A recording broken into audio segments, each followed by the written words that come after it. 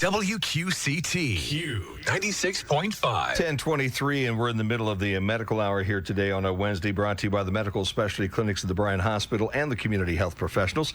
And on my telephone line right now is Dr. Jennifer Weber from Parkview Physicians Group here in Bryan. And Doc, good to have you on.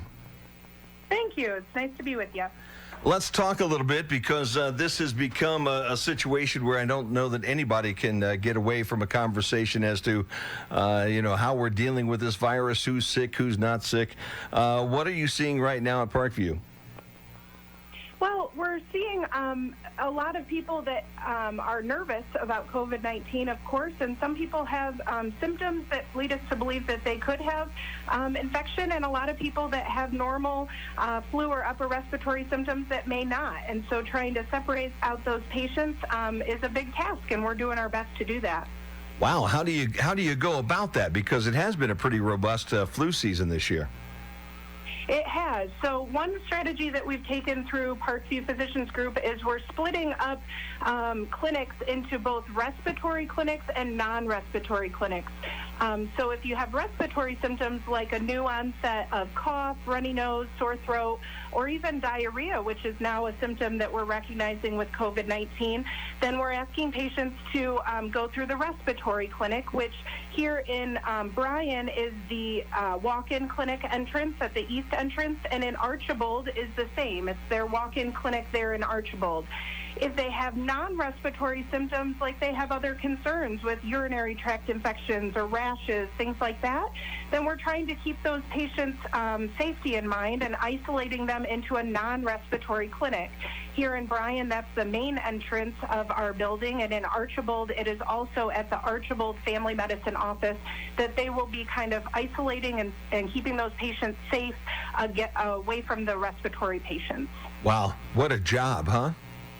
Yeah, that's been a lot of undertaking for us to kind of keep that standardized across the board. We do try to offer extended hours, and all of the respiratory and non-respiratory clinics that I just mentioned are open Monday through Friday, 8 a.m. to 7 p.m., and on Saturday mornings from 9 a.m. to 1 p.m. Dr. Jennifer Weber from Parkview Physicians Group on the telephone line with me right now, and we're talking about how our local medical teams are working with folks who are starting to get sick. Have you, Doc, have you seen more people in the last few weeks? Has the head count been ticking up around Williams County? I honestly have not seen a lot of symptoms myself. There are some people that are developing symptoms, and we're really urging a lot of them to isolate at home, to try not to come in and be seen first off when they first get a symptom. If their symptoms are severe and they're developing complications like shortness of breath and difficulty breathing, then they probably need to make a phone call into either our respiratory clinics or their primary care doctor to assess what the best action for them is. But a mild or moderate cough or fever, things like that, they should actually just assume that it's possible that they're infected, and they should self-isolate at home to stay away from others and stop the spread, which I think we've all heard a lot about. Yeah, and we're all now about to start a month of April shutdown. That has got to be an interesting... It's going to be an interesting 30 days, next 30 days, but I think it's also critical from most of the medical groups' point of view. Is that the same at Parkview? Absolutely. The more people can self-isolate and stay in their homes, the less we're going to spread this to others. We are trying to set up more MyChart video visits. So patients that do need to be seen by their provider for either chronic conditions such as high blood pressure or their diabetes, or even new onset things like a urinary tract infection or back pain, they can actually call into our office, and we can try to set them up through their telephone or tablet at home, that we can do a virtual visit so that they can stay in the safety of their own home but still see our doctors and nurse practitioners and get their issue addressed so that we can still give them excellent health care. That is amazing. I was going to ask you about that, how you're dealing with the normal patient load, because that has not probably dwindled at all. I mean, if somebody has whatever that might be, diabetes or whatever type of illness that's chronic and continuing, they need their treatment whether there's a virus there or not. Absolutely. So we've called and rescheduled some of those patients. If they're stable and everything's doing okay, we might reschedule them a couple months out. But if they need us, that's what we're here for, and we're happy to still take those phone calls and do video visits.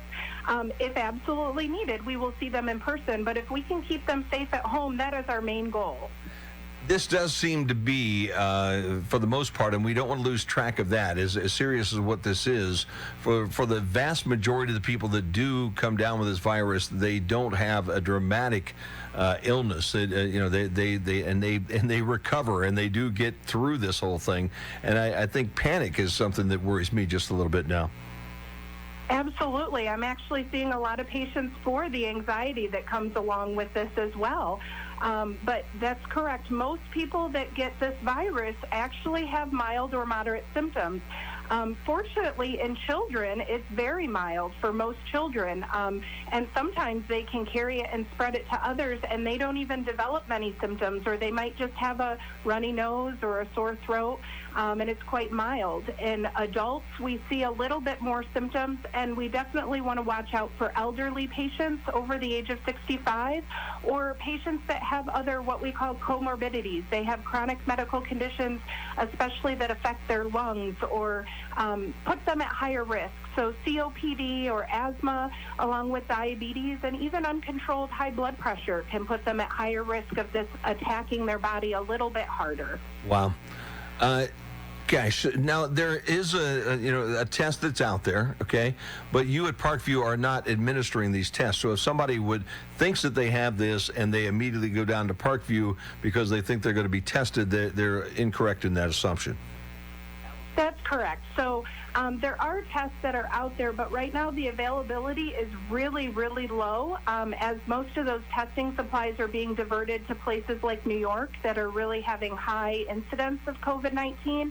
And even when we do a test, the turnaround time to get the answer is quite a bit. So if a patient is hospitalized and has severe symptoms, there are some cases that we're testing, but currently in the state of Ohio, we are not doing outpatient testing, which means here at Parkview Physicians Group Clinic. In hospitals is a different story, but there's a lot of reasons that the Ohio Department of Health is recommending that we do not do universal testing. There was an article published in the Bryan Times that was miscommunicated, and it said that we are doing outpatient testing, and unfortunately that is not the case at this time. We don't think that it's accurate or necessary at this time. So from your perspective at this moment, the day-to-day routine at Parkview with the COVID-19 is pretty much similar to a normal flu season with the number of people that are coming in? Is that a reasonable comparison? I would say that we actually have less people walking into the clinic because I think a lot of people are listening to the media and knowing that they should stay at home if they have symptoms. We definitely are getting more phone calls, and we're able to kind of triage that over the phone and see if people can safely stay at home versus come in and risk possible exposure anytime they leave the house. So we're actually seeing less patients, but we're talking to more patients, and I think that that's probably the safest way to go about it for everyone. Yeah, it's going to be amazing when we come out on the other end, the changes in policy that not only a health department or a physicians group like yourselves or a hospital are going to go to thanks to what we've learned during this time. Absolutely. So I have some patients that are absolutely loving the video visits, and I'm not sure that they'll ever come see me in person again. They love it. So, this was the push we needed to kind of advance that technology and get us all on the track to being more virtual, which I think in the future will be good. Yeah, this is going to be interesting because even folks who are leery of technology now are finding out how easy it is to deal with this and how convenient it is to not even have to leave your house at this point in time. Hey, I have Dr. Jennifer Weber with me from Parkview Physicians Group. I really, and I'm going to throw this off you, and I'm not trying to trick you or I'm not trying to put any words in your mouth or anything like that, but it's a question that I've had because I and several of my friends back in the fall of last year, October, November, December. In fact, my wife and I missed the entire Christmas holiday because she disagrees, and my wife's a lot smarter than I am, Doc, so I'll defer to her this way. But we had those symptoms. We had the fever, we had the cough, we had no energy, we had all the things that you're kind of reading about. Did you guys, was this around in the fall? Did you guys see any of these types of cases back in the fall that you're aware of? Well, it's really hard to say since the symptoms tend to overlap with common flu and other viruses. Coronavirus itself is not new for us whatsoever. In fact, there was a lot of coronavirus that was detected last season, but the actual COVID-19 coronavirus, we just now are starting to capture that. We don't know if that was around in the fall or early winter time or not because the symptoms really overlap with other things.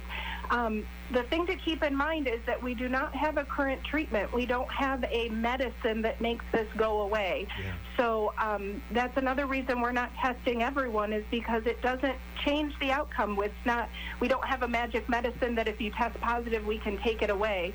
So it's hard to know if it was around before or not, but I agree. There are a lot of patients that had these similar symptoms, and it's hard to know if it's been around in our community longer than we know about. Yeah, it's thankfully we survived it all, and my wife's a lot smarter, so she says it wasn't here, so I'll believe her. How's that, Doc? I just want to emphasize, I know everybody has heard it, but please stay in your homes if you can at all and try to self-isolate and not be around others.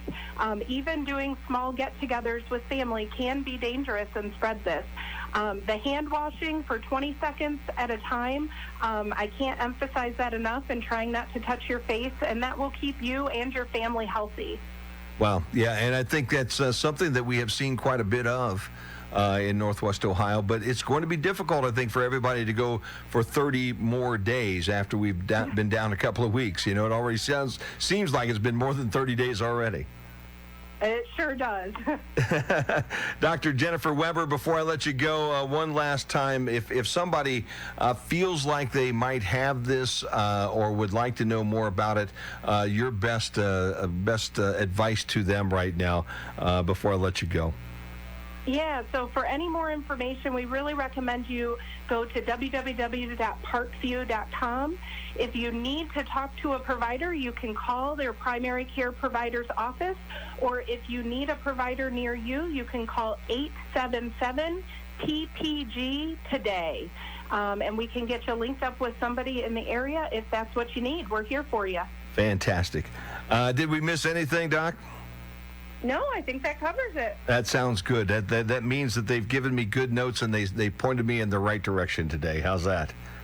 Hey, thanks so much. I sure appreciate your time and all of the things that you and the folks at Parkview do for us here in Northwest Ohio.